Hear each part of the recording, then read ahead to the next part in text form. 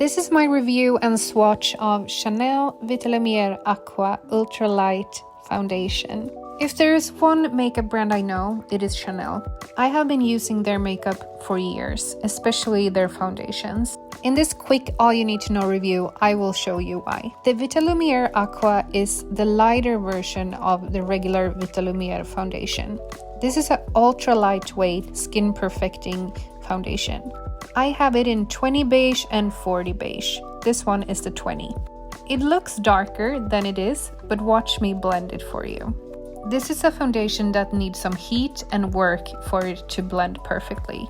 Personally, I use a moist beauty blender, and the result is radiant, beautiful, and natural skin. In my opinion, there is no other foundation that melts so naturally into the skin like this one. Make sure to moisturize your skin before using for a perfect base.